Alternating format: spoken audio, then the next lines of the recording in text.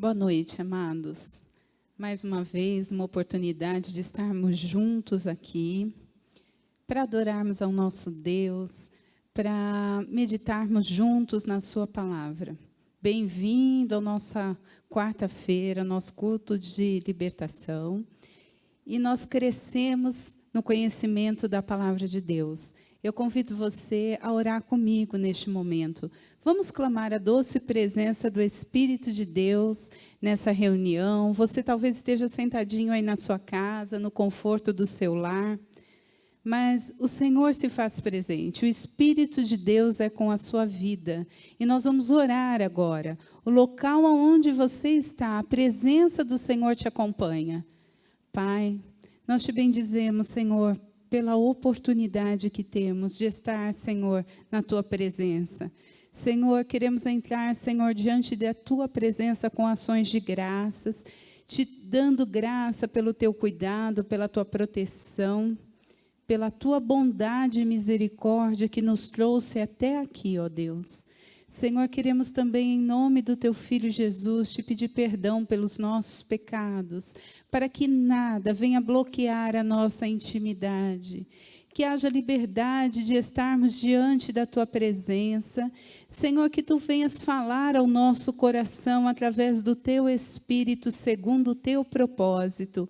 Pai, nós estamos aqui, Senhor, dispostos a te ouvir, na condição de filhos, na condição de servos, porque precisamos de ti. Reconhecemos essa necessidade de sermos orientados, de sermos guiados, de sermos conduzidos nessa trajetória. Senhor, e não existe nada melhor do que essa dependência. Não existe nada melhor do que estar aos teus pés. Não existe nada melhor do que aprender de ti e ouvir da tua boca falar aos nossos corações. Conduza-nos, ó Deus, essa noite. Espírito Santo, direciona as nossas palavras. Tu sonda os nossos corações e sabe qual a necessidade individual de cada um e qual a necessidade da tua igreja. Ó Espírito, testifica, traz o que está no coração do Pai ao nosso coração. Nos ensina nessa noite. Nós clamamos em nome de Jesus. Amém. Que bom estar com você mais uma vez. Que bom que temos a oportunidade de estar aqui. Eu gostaria de te convidar a abrir a Bíblia em Mateus 24, o verso 3. O verso 3 nos diz assim: Tendo Jesus se assentado no Monte das Oliveiras, os discípulos dirigiram-se a ele em particular e disseram: Dize-nos quando acontecerão essas coisas e qual o sinal da tua vinda e do fim dos tempos? Essa palavra intitulei como Aguardando o Esperado no Momento Inesperado. Dias atrás eu estava meditando sobre isso. Esse questionamento acerca dos tempos, ele não se originou agora. É fato que o momento em que nós estamos vivendo gerou vários questionamentos, né? Ninguém pode dizer que o ano de 2020 não tem sido um ano surpreendente. Foi um ano surpreendente, pelo menos para mim, e acredito que para todos. Nós nos surpreendemos. Acredito que ninguém esperava ou havia previsto o que estava para acontecer. Mas, ao mesmo tempo, nós temos uma imensa gratidão. Estamos praticamente a 2 meses do término do ano de 2020. E a bondade, a misericórdia do nosso Deus tem nos conduzido até aqui. Embora tantas coisas temos vivenciado, mas nós temos uma certeza: Deus tem estado conosco. E, no meio de tudo isso, eu sei que todos nós hoje acessamos redes sociais, todo mundo está conectado, e surgem tantas coisas, né? Algumas coisas chegam a ser até engraçadas, outras nem tanto, mas nós vimos que com esse advento da pandemia surgiram tantas coisas, uns fazendo tantas previsões do que vai acontecer, uns algumas previsões mais catastróficas ainda, que nos assustam, outros nem tantas. E nós começamos a questionar, e vimos muitos questionamentos acerca dos tempos, do que estaria acontecendo. E eu voltei à palavra de Deus, e a gente vê que esse questionamento não é só nosso, os discípulos já o fizeram. E eles, devido àquela intimidade, proximidade que eles tinham de estar com Jesus, eles chegam em Jesus em particular e perguntam: dize-nos, quando acontecerão essas coisas e qual será o sinal da tua vinda e do fim dos tempos? E pensando nisso, né? Todas as vezes que nós vemos alguma coisa que foge ao parâmetro da nossa normalidade, do ciclo normal, porque nós estamos acostumados, nós temos um ritmo cotidiano. Tudo que foge àquela rotina, às vezes nos assusta. E eu achei interessante que eu me lembrei, né, de uma música que um poeta e compositor, né, baiano fez na década de 30. Assis Valente compôs uma música que diz: o mundo não se acabou, que depois alguns intérpretes gravaram, como Carmen Miranda e outros. Mas, na verdade, o que inspirou esse poeta foi que, em meados da década de 30, alguns estudiosos, pesquisadores, diziam que um cometa passaria tão próximo da Terra e que os gases tóxicos da sua cauda disseminaria parte da população mundial. Todos ficaram assustados com essas previsões. Ou seja, muitos creram nessa previsão que o cometa passaria e grande parte da população mundial seria disseminada. Então, esse poeta escreve que anunciaram e garantiram que o mundo ia se acabar. E ainda ele afirma assim, a gente, analisando a letra, o que ele diz? Que o comportamento social começou a ser alterado por conta dessa previsão. Ele diz que na casa dele, muitos começaram a rezar, quer dizer, alguns começaram a ter um comportamento de fé, de religiosidade que não tinham antes.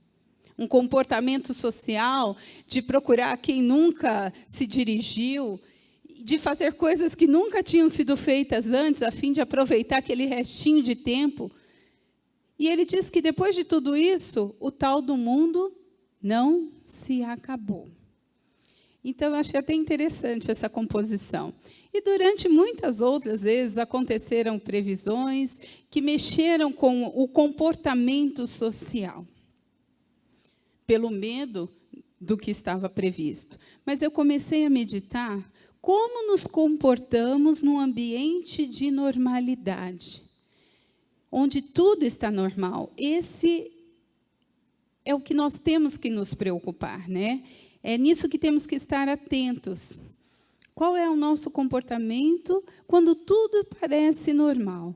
Porque agora, durante essa pandemia, todo mundo adotou um comportamento diferenciado. E é natural que isso aconteça. Mas e quando tudo permanece exatamente naquela rotina de um dia após o outro? Quem somos nós neste momento? Eu quero dizer que todos nós, cristãos, e eu creio assim, a Igreja de Cristo está embasada nisso, em Jesus Cristo, aguardamos a sua volta. O significado de estarmos aqui é porque queremos nos aperfeiçoar para estar com Ele. Senão não tem sentido a nossa fé. O que nos traz aqui? O que nos faz meditar na palavra de Deus? O que nos faz buscar a santificação, sem a qual nós não veremos a Deus? O que nos faz abandonar o pecado e se tornar cada vez mais parecidos de Cristo? Com Cristo. Na verdade, é a esperança da sua volta. É porque nós aguardamos uma promessa. Há uma promessa, eu não vou dizer que há uma previsão. Há uma promessa, diferente de uma previsão. Uma previsão, às vezes, acontece ou não. Muitas vezes, os meteorologistas dizem assim: olha, o final de semana será muito frio, você tira os casacos. e a temperatura está lá em cima. Ou não haverá chuva e acontece um dilúvio. Mas não, nós aguardamos não uma previsão, mas uma promessa. É certo que ele virá. E como nós temos nos comportado no decorrer deste tempo? Eu vou ler para vocês Atos, capítulo 1, a partir do versículo 7. Ele lhes respondeu: não lhe compete saber os tempos ou as datas que o Pai estabeleceu pela sua própria autoridade. Essa autoridade pertence a Deus. Ele estabeleceu esses tempos e essas datas. Mas receberão poder quando o Espírito Santo descer sobre vocês, e serão minhas testemunhas em Jerusalém, em toda a Judéia e Samaria e até os confins da terra.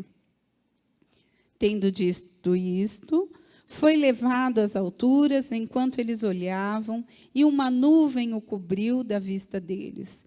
E eles ficaram com os olhos fixos no céu enquanto ele subia. De repente, surgiram diante deles 2 homens vestidos de branco, que lhes disseram: Galileus, por que vocês estão olhando para o céu? Este mesmo Jesus, que dentre vocês foi elevado aos céus, voltará da mesma forma como ouviram subir. É certo que Jesus voltará, mas a que hora e a que momento, isso não nos pertence. É certo que hoje ele está muito mais próximo do que quando ele foi. Se passaram séculos, hoje ele está mais próximo de voltar, mas a hora e o momento nós não sabemos. E pensando sobre isso, aqui nos evangelhos, Jesus fala muito sobre este tempo de espera, este tempo em que estamos aqui. Mateus 24, 36, ele disse: quanto ao dia e à hora, ninguém sabe, nem os anjos do céu, nem o Filho, somente o Pai.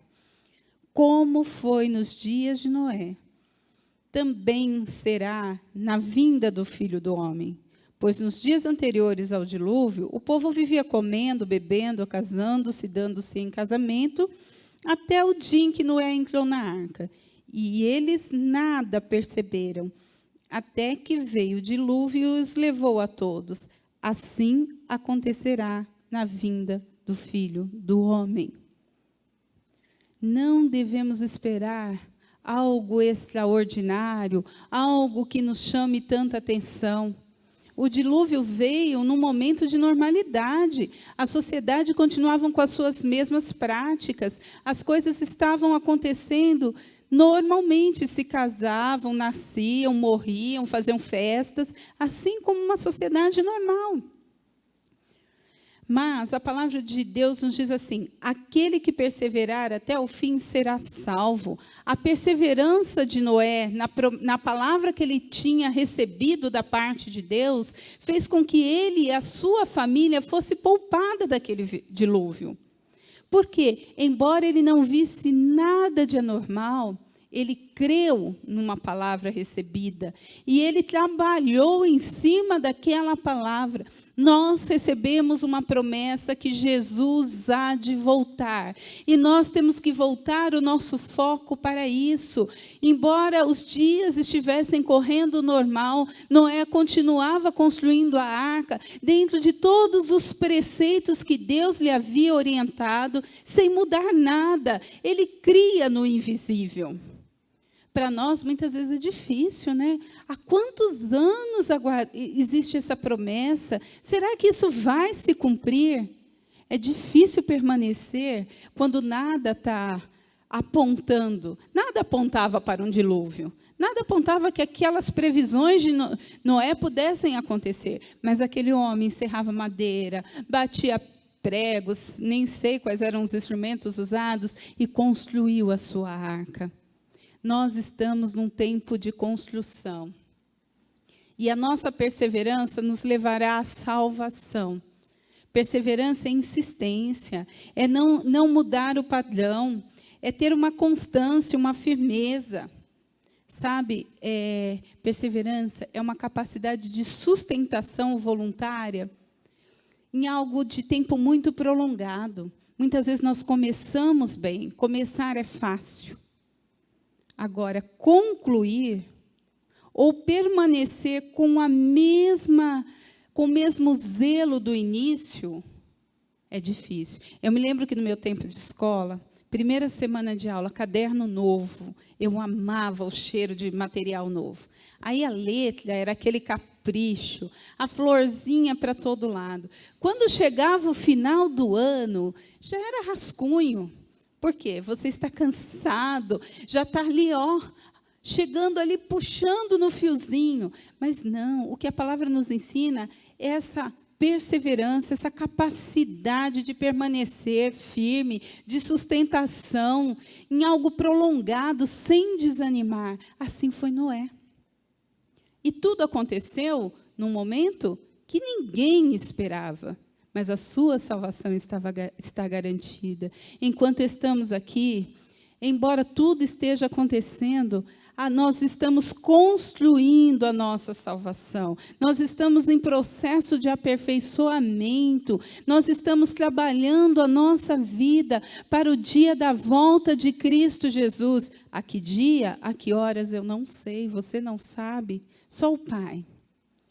Mas nós estamos nesse trabalho, e às vezes ele é cansativo, ele é longo, é um processo, é uma vida. Mas nós devemos permanecer, crendo na promessa. É preciso crer e é preciso estar determinado a prosseguir. Jesus também disse assim, mas entendam isso, versículo 43 do mesmo capítulo 24. Se o dono da casa soubesse a que hora da noite o ladrão viria, ele ficaria de guarda e não deixaria que a sua casa fosse arrombada. Assim, vocês também precisam estar preparados, porque o Filho do Homem virá numa hora em que vocês menos esperam. Jesus está nos advertindo a sermos vigilantes, a estarmos atentos, a estarmos apercebidos. E ainda ele continua, quem é, pois, o servo fiel e sensato, a quem seu Senhor encarrega dos de sua casa para lhes dar alimento no tempo devido? Feliz o servo que o seu Senhor encontrar fazendo assim quando voltar. Aqui Jesus também fala de um servo onde o Senhor lhe confia, lhe determina, lhe dá uma incumbência. Deus tem nos dado uma incumbência. O nosso Senhor tem incumbido as nossas vidas. Estamos nessa terra aqui a serviço do Rei. E a igreja de Cristo não pode perder essa visão. Nós estamos com um propósito nessa terra. E é preciso que a gente acorde, que os nossos olhos sejam abertos para isso. Para o que fomos incumbidos a fazer enquanto nós estamos aqui? Será, essa pergunta eu faço a mim, será que eu tenho feito aquilo, o que o Senhor me determinou a fazer? Talvez você diga assim, mas eu não sei o que Deus me determinou a fazer. Jesus disse que é para você dar fruto, fruto digno de arrependimento, fazer discípulo. Essa é a função da igreja de Cristo na terra, é propagar o reino de Deus. E muitas vezes a igreja de Cristo não tem feito isso. Eu sou igreja, estou falando a Roberta aqui. Será que temos feito o propósito para o qual o Senhor nos determinou? Ou será que estamos acomodados a nos sentarmos nesses assentos, a ouvirmos uma boa palavra, a sairmos confortados? Mas hoje o Senhor nos confronta. O que estamos fazendo neste tempo de espera? Como temos exercido o que nos foi confiado? Isso foi dado a um servo de confiança. Alimenta-os da minha casa. Alimenta quem está ao teu redor. Cuida, zela daquilo que pertence a Deus. Cuida de vidas, cuida do seu lar. Faz expandir o reino de Deus aonde você estiver.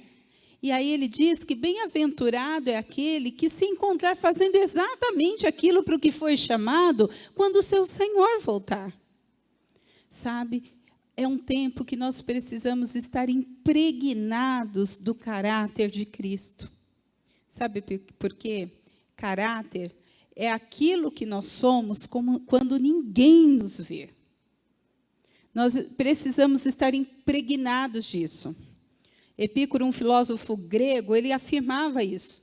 Ele viveu antes de Cristo, numa época, e ele afirmava, ele fazia uma filosofia prática, né, de vida, e ele afirmava isso. É aquilo que você é quando ninguém está te olhando, isso é o caráter. A igreja de Cristo tem que estar impregnada do caráter de Cristo. É o âmago do teu ser, é a tua forma de ser, é a tua forma de agir. Isso é caráter, é quando ninguém te vê. Isso é o seu caráter. Nós estamos precisando de menos ética e mais caráter. A ética está ligada à religiosidade, a tudo aquilo que aprendemos, à prática de regras. Não que não seja importante, mas é importante que o caráter supere, ande junto com a ética. A ética, eu faço porque eu sou cobrado, existe uma ética, é um conjunto de regras, de normas, mas caráter é aquilo que eu sou. E o que Cristo quer de nós é que sejamos uma igreja que tenha o caráter dele impregnado na prática de vida, não só quando eu entro no templo, mas que eu tenha consciência que eu sou o templo, que eu sou a casa de Deus, e que essa adoração tem que ser contínua, e que a minha vida tem que ser lugar onde gere vida. A minha vida tem que produzir salvação, a tua vida tem que produzir salvação. Bem-aventurado se quando o Senhor voltar, nos encontrar fazendo assim. Aquele servo não precisava de cobrança. Ele era um homem de caráter. A igreja de Cristo precisa desenvolver isso, sem que ninguém nos cobre. Essa é a nossa função. Nós temos que viver para isso. Nós temos que viver para isso. E, por fim, nós nos deparamos aqui com a parábola das 10 virgens, que é tão conhecida, e eu comecei a meditar. Essa parábola nos fala de 10 virgens, 5 prudentes e 5 insensatas. Só que se você ler no decorrer do texto, difícil de diferenciar uma da outra. Ambas 5 eram virgens, as outras 5 também eram virgens. 5 esperavam o noivo, e as outras 5 também esperavam o noivo. O objetivo era o mesmo. 5 tinham candeias, as outras 5 também tinham candeias. E o que as diferenciava? Vamos ao texto. Mateus 25, verso 3, diz... Desculpe, vou ler a partir do 1. O reino dos céus será, pois, semelhante às 10 virgens que pegaram suas candeias e saíram para encontrar-se com o noivo. 5 delas eram insensatas e 5 eram prudentes. As insensatas pegaram suas candeias, mas não levaram óleo. As prudentes, porém, levaram óleo em vasilhas junto com as suas candeias. O noivo demorou a chegar e todas ficaram com sono e adormeceram. À meia-noite ouviu-se um grito: o noivo se aproxima, saiam a encontrá-lo. Então, todas as virgens acordaram e prepararam as suas candeias. As insensatas disseram às prudentes: deem-nos um pouco do seu óleo, pois as nossas candeias estão se apagando. Elas responderam: não, pois pode ser que não haja o suficiente para nós e para vocês. Vão comprar o óleo. E saindo elas para comprar o óleo, chegou o noivo. As virgens que estavam preparadas entraram com ele para o banquete nupcial, e a porta foi fechada. Mais tarde vieram também as outras e disseram: Senhor, Senhor, abra-nos a porta. Mas ele respondeu: a verdade é que eu não as conheço. Portanto, vigiem, porque vocês não sabem o dia e nem a hora. Esse texto nos mostra o quê? Que o que diferenciavam as 5 prudentes das insensatas não eram as candeias, mas sim o óleo.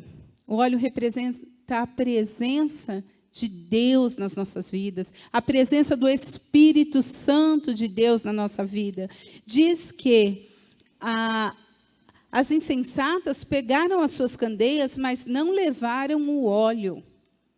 Não levaram óleo. E as candeias eram, como que eu vou dizer, utensílios feitos de barro, mas cujo combustível era o óleo. Ele não se acendia se não tivesse o óleo. Se não houver a presença de Deus na nossa vida, nós não conseguimos iluminar.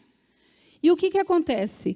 Todas aqui diz assim, todas ficaram com sono e adormeceram, foram todas. O noivo demorou para chegar. Nessa espera da volta de Jesus, muitas vezes nós nos cansamos, mas nós temos que ter a reserva, o Espírito Santo tem que estar dentro de nós temos que manter essa candeia cheia, embora a nossa canseira, embora a nossa sonolência, porque diz que todas, nós não podemos dizer que só as insensatas dormiram, o texto não diz isso, o texto diz que todas, mas ao ouvir que o noivo estava chegando, as prudentes tinham reserva de azeite. Como tem estado a nossa vida? Nós temos unção de Deus na nossa vida, nós temos reserva, porque a lamparina precisava ser cheia constantemente. Ela era um recipiente pequeno que precisava pôr o combustível com frequência. E havia já uma ordenança desde a época do tabernáculo de Moisés, que a lâmpada do tabernáculo não podia se apagar. Dia e noite, constantemente.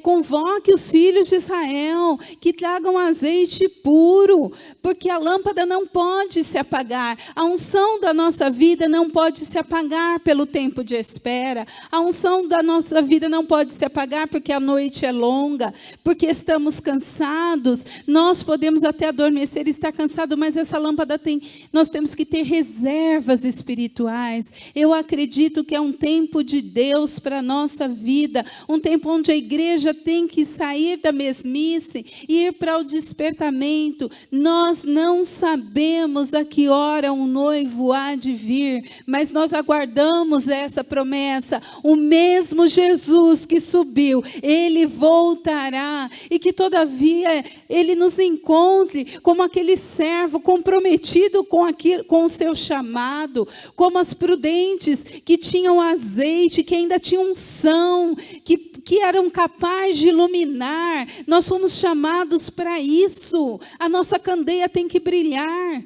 Nós não podemos permitir que apague essa luz. Nós somos a luz, fomos chamados para isso. Sabe por quê? A luz traz às claras todas as coisas.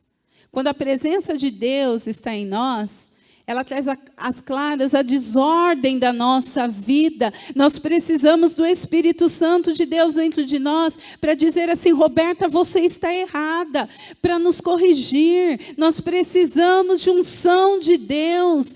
Sabe para quê, amados? Para sermos lapidados e descobrirmos tesouros que estão perdidos dentro de nós, no meio da nossa desordem. Sabe por quê? Aquela mulher, quando perdeu aquela dracma, que era uma moeda de valor, ela logo acendeu a candeia para vasculhar a casa e achar. Sem luz, você perde coisas preciosas da sua vida. E essa luz representa a presença de Deus, a presença do Espírito Santo em você. Onde há luz, as trevas se dissipam, porque trevas é a ausência de luz. A luz revela as nossas imperfeições e a nossa necessidade de conserto, de estarmos preparados. A luz, a palavra de Deus diz assim: lâmpada para os meus pés é a sua palavra e luz para o meu caminho. Sem a presença de Deus na nossa vida, nós não temos como caminhar num caminho certo, que nos leve ao nosso objetivo certo, que é Cristo Jesus. Amém? Filipenses 2,15 nos diz assim: para que vos torneis irrepreensíveis, sinceros, filhos de Deus, imaculados, no meio de uma geração corrupta e perversa, entre os quais resplandeçais como astros no mundo. Nós fomos chamados para irradiar essa luz de Cristo. Nós fomos chamados para que a nossa candeia esteja acesa, para contagiar o mundo, para que você resplandeça no meio dessa geração que é corrupta e perversa, para que você permaneça irrepreensível.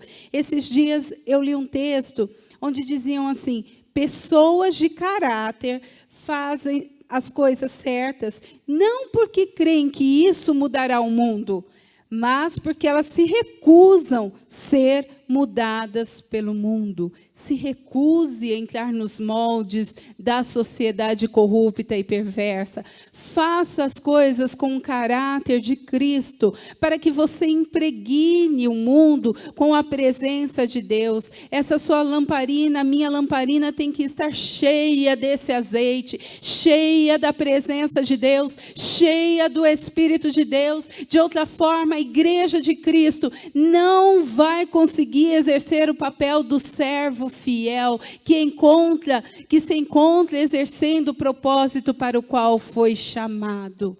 Então, vamos nos atentar. Nós não sabemos a que dia e que hora, mas sabemos que nesse período de espera, nós temos que estar atentos, vigilantes, sermos persistentes como Noé, crer na promessa, perseverantes, fiéis e dedicados, para que nós possamos alcançar essa volta de Jesus, para que Ele nos encontre assim, para que a gente possa celebrar esse encontro. A igreja tem que viver para isso, por Cristo, vivermos para Ele, nesse anseio desse reencontro.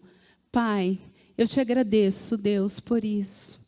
E clama, Espírito Santo de Deus, nos ajude. Que a tua unção seja sobre as nossas vidas. Que a tua unção seja sobre nós. Que não falte azeite, Senhor, na nossa vida. Que não falte a tua presença. Que não falte a unção do teu Espírito Santo. Para que, Senhor Jesus, ao ouvirmos a tua voz, possamos desfrutar da bênção do reencontro, de estar contigo, de celebrar contigo. Ah, Senhor, nos prepara para isso, nesse período em que estamos aqui. Dai-nos fidelidade, dai-nos persistência, dai-nos um caráter, Senhor, incorruptível, que nós possamos compreender para o que fomos chamados, Senhor, que não falte, Senhor, a tua unção sobre nós. Prepara-nos, Senhor, como igreja de Cristo, para vivermos esses dias. Nós não sabemos a que hora